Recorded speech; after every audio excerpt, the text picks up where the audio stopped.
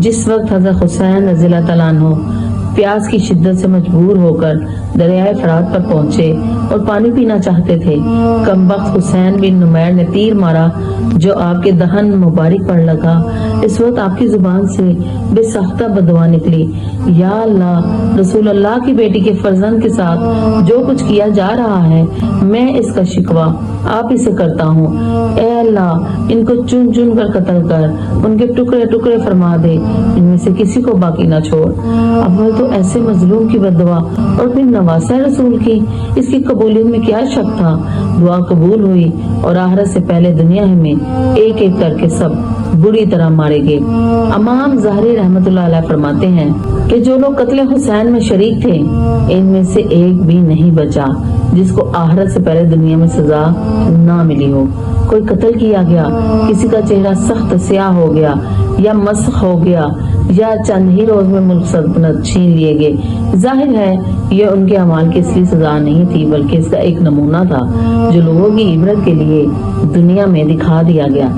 سب ابن جوزی رحمۃ اللہ علیہ نے روایت کیا ہے کہ ایک برا آدمی حضرت حسین رضی اللہ تعالیٰ عنہ کے قتل میں شریک تھا، وہ اچانک نبینا ہو گیا۔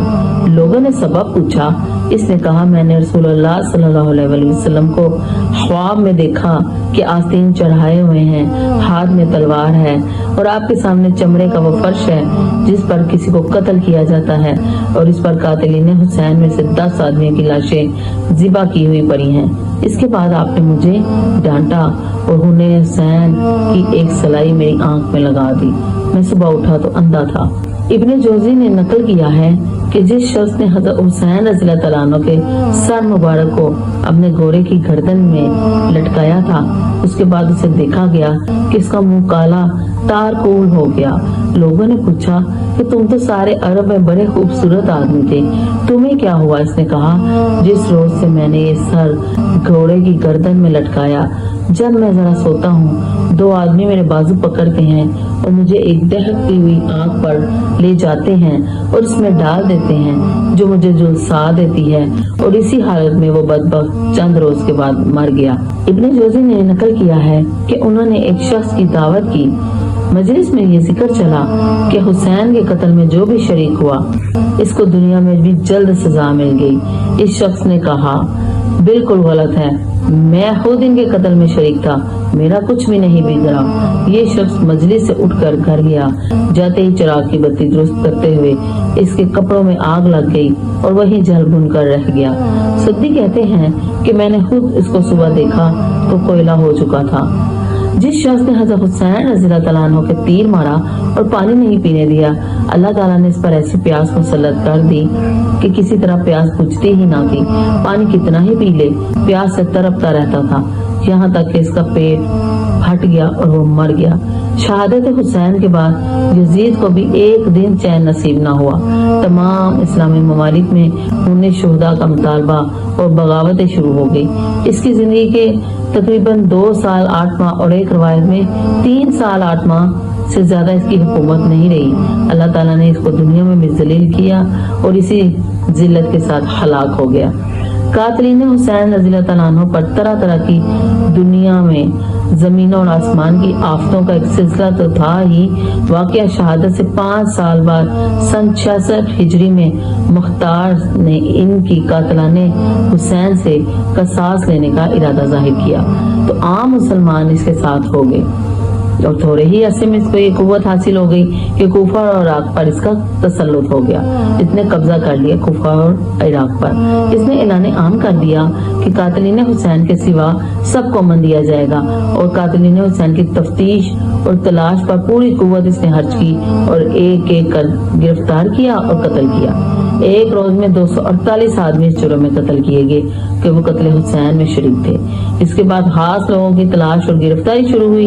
عمرو بن حجاج زبیدی پیاس اور گرمی میں بھاگا، پیاس کی وجہ سے بے ہوش ہو کر گر پڑا اور ذبح کر دیا گیا۔ شمر تو حضرت حسین کے بارے میں سب سے زیادہ شکی اور سخت تھا، اس کو قتل کر کے لاش کتوں کے سامنے ڈال دی گئی۔ عبداللہ بن اسید جہنی، مالک بن بشیر بدی، حامل بن مالک کا محاصرہ کر لیا گیا۔ انہوں نے رحم کی درخواست کی۔ مختار نے کہا ظالموں، تم نے نواسہ رسول صلی اللہ علیہ وسلم پر رحم نہ کھایا، تم پر کیسے رحم کیا جائے؟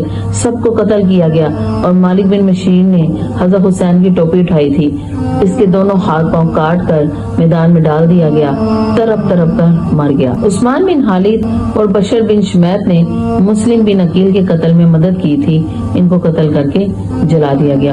عمرو بن سعد جو حضرت حسین رضی اللہ تعالیٰ عنہ کے مقابلے پر لشکر کی کمانڈ کر رہا تھا، اس کو قتل کر کے اس کا سر مختار کے سامنے لایا گیا اور مختار نے اس کے لڑکے حفص کو پہلے سے ہی اپنے دربار میں بٹھا رکھا تھا۔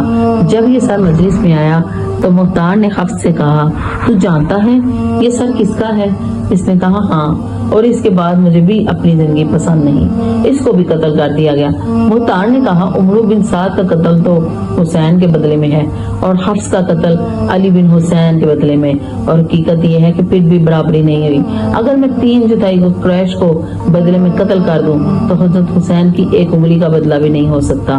حکیم بن طفیل جس نے حضرت حسین کے تیر مارا تھا، اس کا بدن تیروں سے چھلنی کر دیا گیا، اسی میں ہلاک ہوا۔ زید بن رفاعت نے حضرت حسین کے بھتیجے مسلم بن عقیل کے صاحبزادے عبداللہ کے تیر مارا، اس نے اپنے ہاتھ سے اپنی پیشانی کو چھپایا، تیر پیشانی پر لگا اور ہاتھ پیشانی کے ساتھ ہی بند گیا۔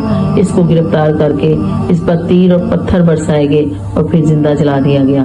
سنان بن انس جس نے سر مبارک کاٹنے کا اقدام کیا تھا، کوفہ سے بھاگ گیا، اس کا گھر منہدم کر دیا گیا۔